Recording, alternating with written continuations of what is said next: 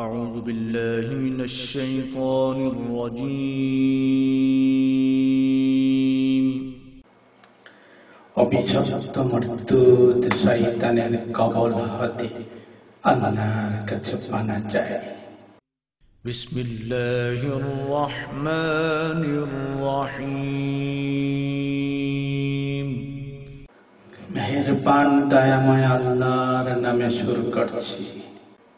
স্মৃতির স্মরণে পরম শ্রদ্ধেয় আব্বা আম্মার নামে, এর বিনিময়ে আল্লাহ আব্বাকে জান্নাতে উচ্চ আসন প্রদান করুন আর আম্মাকে হায়াতে তাইয়্যিবা দান করুন, আমিন।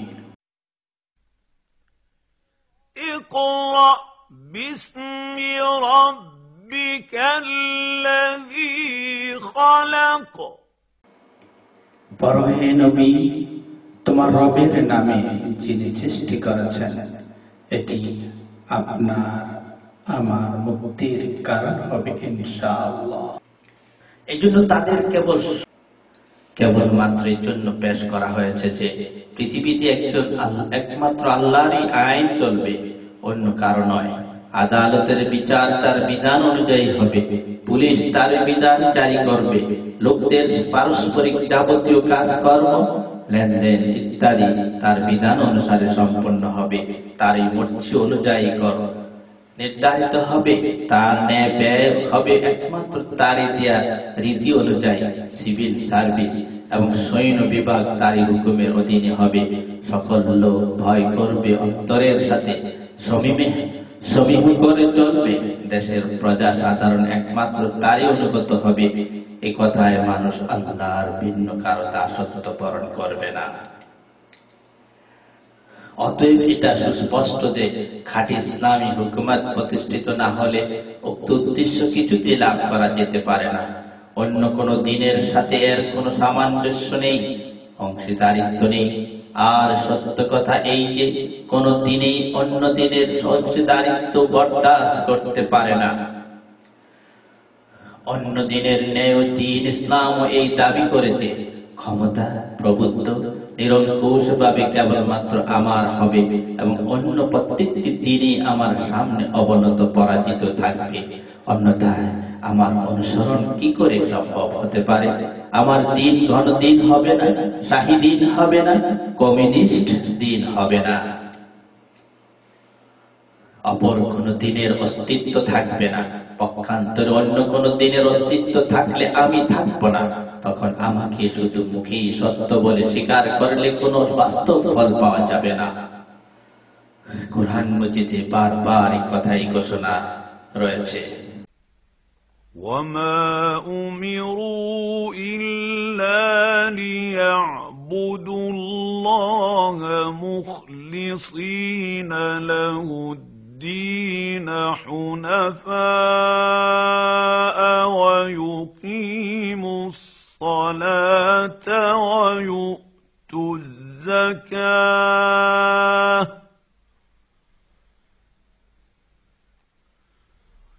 وذلك دين القيمة। লোকদের শুধু এই হুকুম দেয়া হয়েছে, এছাড়া অন্য কোন নির্দেশ দেওয়া হয়নি যে তারা সকল দিক থেকে মুখ ফিরে একমাত্র আল্লাহর দ্বীনকে কায়েম করবে, একনিষ্ঠ ভাবে তার ইবাদত করবে। সূরা আল-বাইয়িনা 5 নম্বর আয়াত।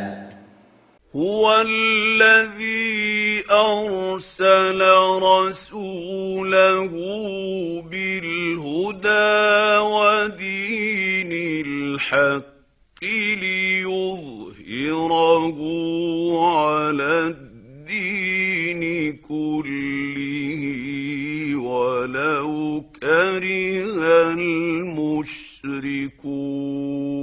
المشركون।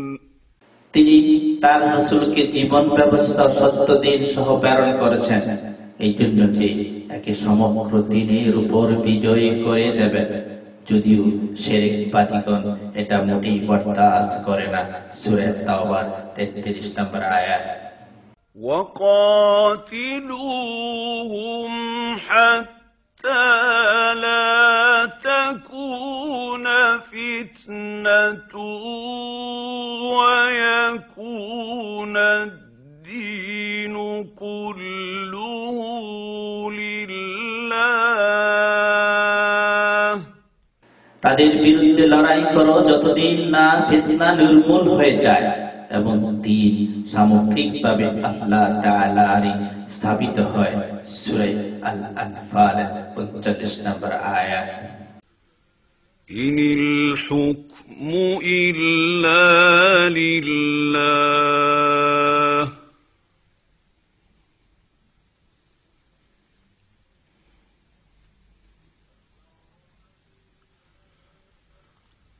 أمر أن لا تعبدوا إلا إياه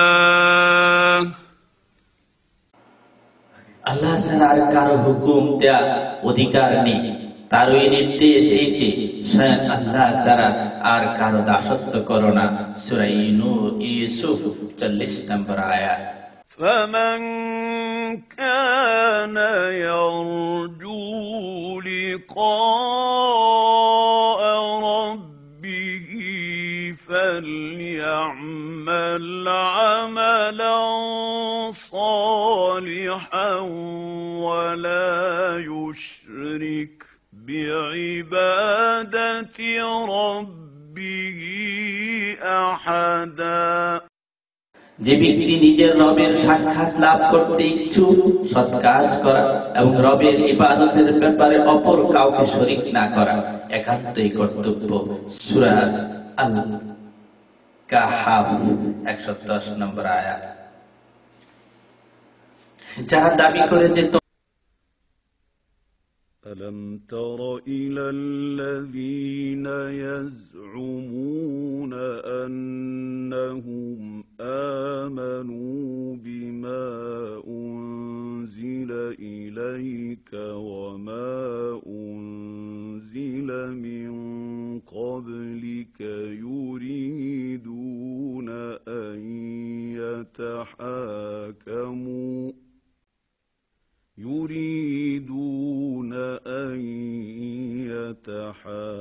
يتحاكموا إلى الطاغوت وقد أمروا أن يكفروا به ويريد الشيطان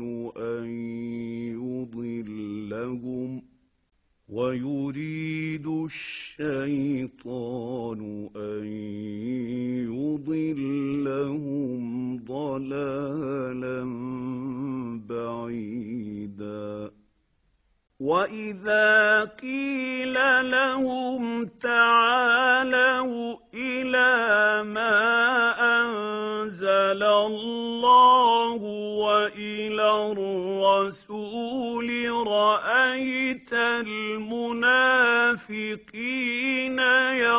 يصدون عنك صدودا فكيف إذا أصابتهم مصيبة بما قدمت أيديهم ثم جاءوك يحلفون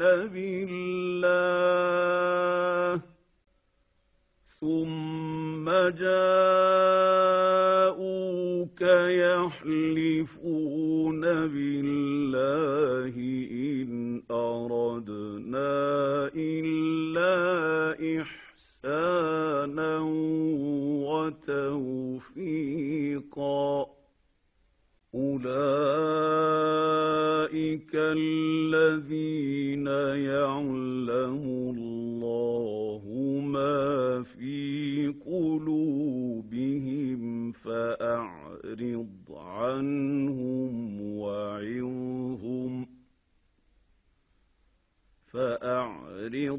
عنهم وعظهم وقل لهم في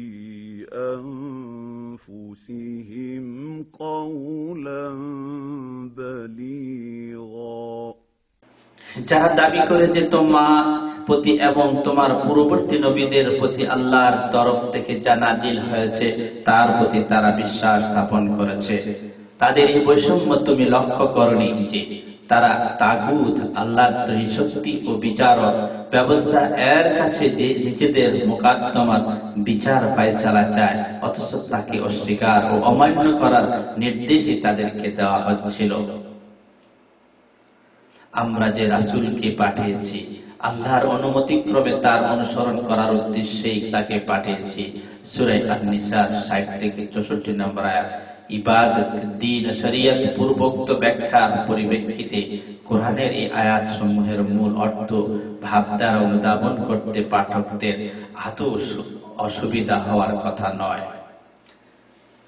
ইসলামী জিহাদের এত দূর গুরুত্ব কেন, তাও পূর্বোক্ত আলোচনায় সুস্পষ্ট হয়ে উঠেছে।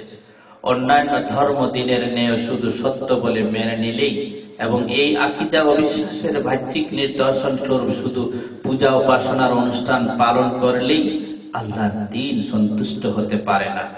কারণ অন্য কোন দিনের অধীন থেকে আল্লাহর দ্বীনের আনুগত্য ও অনুসরণ আদৌ সম্ভব নয়। অন্য কোন দিনের সংমিশ্রণে তার অনুসরণ অসম্ভব।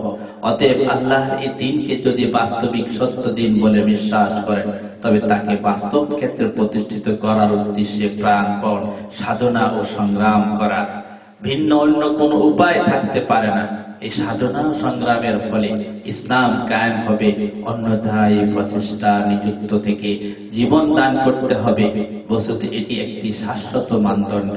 এতে আপনার ঈমান ও আকীদার সত্যতার যাচাই হতে পারে। ইসলামের প্রতি আপনার যথার্থ ঈমান থাকলে অপর কোন দিনের অধীন থেকে সুখ নিদ্রায় অচেতন থাকা আপনার পক্ষে অসম্ভব হবে। তার খেদমত করা এবং তার বিনিময়ে লব্ধ জীবিকা কিছুমাত্র স্বাদ গ্রহণ করা তো কোনো কথাই উঠতে পারে না। দিন ইসলামকে একমাত্র সত্য হিসাবে মেনে নেওয়ার পর অন্য কোন দিনের অধীনে আপনার জীবন যদি অতিবাহিত হয়, তবু আপনার শস্য কণ্টকাকীর্ণ খাদ্য বিষাক্ত তিক্ত বিবেচিত হবে এবং আল্লাহ এই সত্য দ্বীন প্রতিষ্ঠার জন্য প্রাণপণ সাধনা না করে বিন্দু স্বস্তিও আপনি লাভ করতে পারেন না। কিন্তু আল্লাহর দ্বীন ভিন্ন অপর কোন দিনের অধীনে জীবন যাপন করায় আপনার যদি তৃপ্তি লাভ হয় এবং সে অবস্থায় আপনার মন সন্তুষ্ট আশ্বস্ত হয়ে থাকে, তবে আপনি আদৌ ঈমানদার নন। আপনি মনোযোগ দিয়ে যতই নামাজ পড়েন, দীর্ঘ সময় ধরে মুরাকাবা করেন আর কোরআন হাদিসের ব্যাখ্যা করেন ও ইসলামের দর্শন প্রচার করেন না কেন, কিন্তু আপনার ঈমানদার না হওয়া সম্পর্কে কোনো সন্দেহ নেই। দিন ইসলাম বিশ্বাস করে অন্য কোন দিনের প্রতি যে সন্তুষ্ট থাকবে তার সম্পর্কে এটাই চূড়ান্ত কথা। কিন্তু যেসব মুনাফিক অন্যান্য দিনের নিষ্ঠান ও পূর্ণ খেদমত করে কিংবা অন্য কোন দিন তথা কোন দিন প্রতিষ্ঠার জন্য সাধনা ও চেষ্টা করে, তাদের সম্পর্কে কি বা বলা যায়? মৃত্যুর দূরে নয়, যখন তা উপস্থিত হবে তখন তাদের বৈষয়িক জীবনের আমলনামা স্বয়ং আল্লাহ তাদের সামনে উপস্থিত করবে। বস্তুতে এরা নিজেদেরকে যদি মুসলমান বলে মনে করে, তবে এটা তাদের চরম নির্বুদ্ধিতার ভিন্ন আর কিছু নয়। তাদের সুস্থ বুদ্ধি থাকলে তারা নিজেরাই বুঝতে পারত যে একটি দিনকে সত্য বলে মানা, স্বীকার করা আর বাস্তব ক্ষেত্রে অপর কোন দিনের প্রতিষ্ঠায় সন্তুষ্ট থাকা কিংবা সেই কাজ অংশগ্রহণ করা ও সেই জন্য চেষ্টা করা পরস্পর বিরোধী কাজ। আগুন ও পানি হয়তো মিলতে পারে, কিন্তু আল্লাহর প্রতি ঈমানের সাথে এরূপ কার্য পদ্ধতি কোনো সামঞ্জস্য হতে পারে না।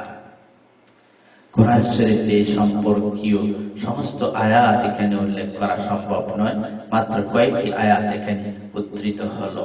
أحسب الناس أن يتركوا أن يقولوا آمنا وهم لا يفتنون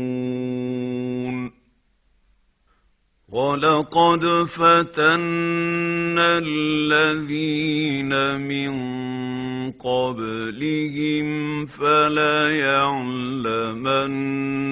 الله الذين صدقوا وليعلمن الكاذبين। তারা কি মনে করে নিয়েছে যে ঈমান এনেছি বললে তাদেরকে মুক্তি দেওয়া হবে? এই ব্যাপারে তাদের বিন্দুমাত্র পরীক্ষা করা হবে না। অথচ তাদের পূর্বে যারা ঈমানের দাবি করেছে তাদেরকে আমরা পরীক্ষা করেছি, যেন আল্লাহ জানতে পারেন যে ঈমানের দাবি করার ব্যাপারে কে খাঁটি ও সত্যবাদী এবং কে মিথ্যাবাদী। সূরা আল-আনকাবুতের 2-3 নম্বর আয়াত।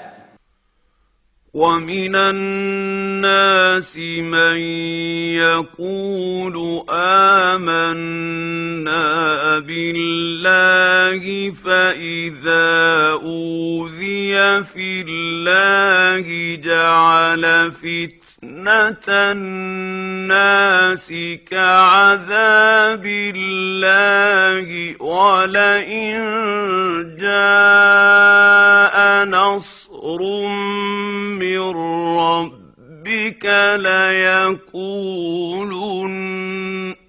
ولئن جاء نصر من ربك ليقولن إنا كنا معكم أوليس الله بأعلم بما في صدور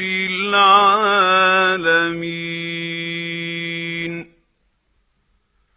وليعلمن الله الذين آمنوا وليعلمن المنافقين। কিছু সংখ্যক লোক এমন আছে যারা আল্লাহর প্রতি ঈমান আনার দাবি করে, কিন্তু আল্লাহর পথে তারা যখনই নির্যাতিত হয়েছে তখনই মানুষের নির্যাতনে তারা এতদূর ভীত হয়ে পড়েছে, ঠিক যতখানি ভীত হওয়া উচিত আল্লাহর আযাবের। অথচ তোমার রবের কাছে থেকে সাফল্য বিজয় লাভ হলে এরাই অগ্রসর হয়ে বলে আমরা তোমাদের সাথে ছিলাম। এদের মনের কথা কি আল্লাহ জানেন না? তবু কোন সব লোক প্রকৃত মুমিন এবং কোন সব লোক মুনাফিক তা আল্লাহ অবশ্যই দেখে নেবেন। সূরা আল-আনকাবুতের 10-11 নম্বর আয়াত। ما كان الله ليذر المؤمنين على ما أنتم عليه حتى يميز الخبيث من الطيب। মুমিনগণকে বর্তমান অবস্থায় ছেড়ে দেওয়া আল্লাহর নীতির বিরোধী, কেননা এখন সত্যবাদী, মিথ্যাবাদী এবং খাঁটি ঈমানদার ও মুনাফিক একাকার হয়ে আছে। আল্লাহর পবিত্র ও পাপীদের মধ্যে নিশ্চয়ই তারতম্য করবেন। সূরা আল ইমরানের 179 নম্বর আয়াত। أم حسبتم أن تتركوا ولما يعلم الله الذين جاهدوا منكم ولم يتخذوا من دون الله ولا رسوله ولا المؤمنين وليجة। তোমরা কি মনে করো তোমাদেরকে আল্লাহ এমনি ছেড়ে দেবেন, অথচ তোমাদের মধ্যে কে জিহাদ করেছে আর আল্লাহ তার রাসূল এবং মুমিন লোকদেরকে ত্যাগ করে অন্য লোকদের সাথে সম্পর্ক স্থাপন করেনি? তা এখনো আল্লাহ তাআলা পার্থক্য করে দেখেননি। সূরা তাওবা 16 নম্বর আয়াত। ألم تر إلى الذين تولوا قوما غضب الله عليهم ما هم منكم ولا منهم। তুমি কি ওসব লোকের কথা চিন্তা করে দেখেছো যারা অভিশপ্ত, লোকদের সাথে বন্ধুত্ব করে, মূলত এরা না তোমাদের আপন লোক না তাদের। সূরা আল মুজাদালাহ 14 নম্বর আয়াত। উলাইকা হিজবুশ শাইতান আলা ইন্না হিজবাশ শাইতানি হুমুল খাসিরুন।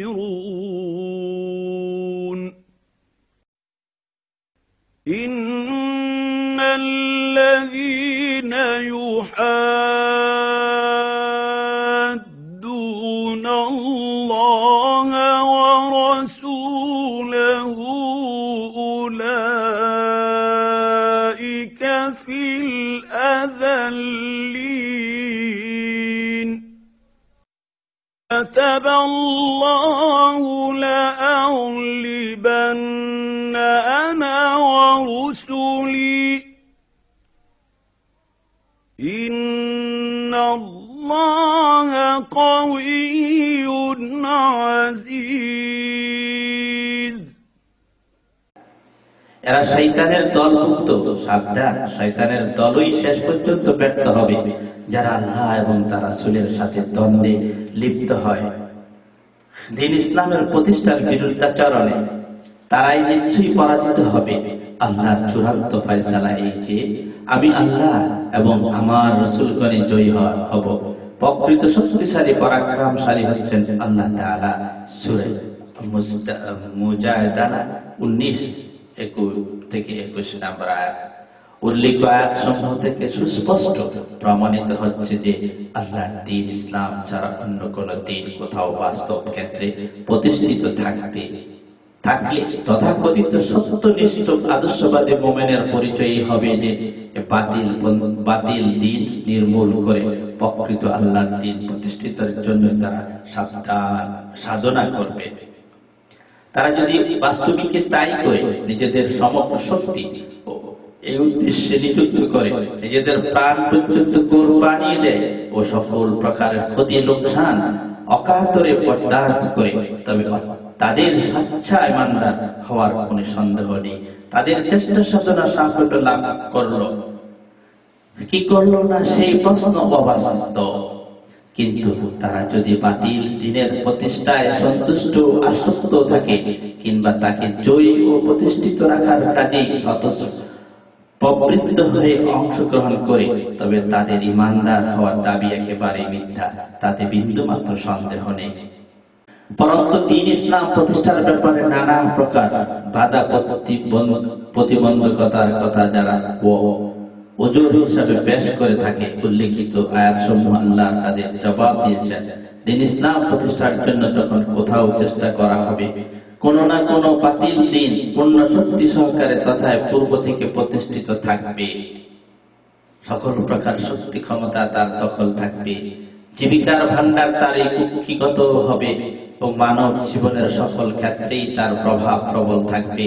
এরূপ একটি সুপ্রতিষ্ঠিত দ্বীনকে চূর্ণ করে অপর কোন দ্বীন প্রতিষ্ঠার ব্যাপারে আর যাই হোক না কোন সুমাতীর্ণ পথ হতে পারে না, বরং শান্তি ও স্বস্তি সহকারে নবী চলে এই উদ্দেশ্যে কখনো সফল হতে পারে না, আর কখনো সম্ভব নয়। বাতিল দ্বীনের অধীনে থেকে কিছু না কিছু বৈষয়িক সুখ শান্তি লাভ হতে পারে, আর সেই সাথে দ্বীন ইসলাম প্রতিষ্ঠিত হবে, এটা একেবারেই অসম্ভব। এই বিরাট কাজ তখনই সম্পূর্ণ হতে পারে যখন বাতিল দ্বীনের মাধ্যমে প্রাপ্ত সকল অধিকার, স্বার্থ, যাবতীয় আয়েশ আরামকে আপনারা পদাঘাত করতে প্রস্তুত হবেন এবং এই কাজের যত ক্ষতি লোকসানি সম্মুখীন হতে হয় সাহসের সাথে আপনারা তা বাস্তব বরদাস্ত করতে প্রস্তুত থাকবেন।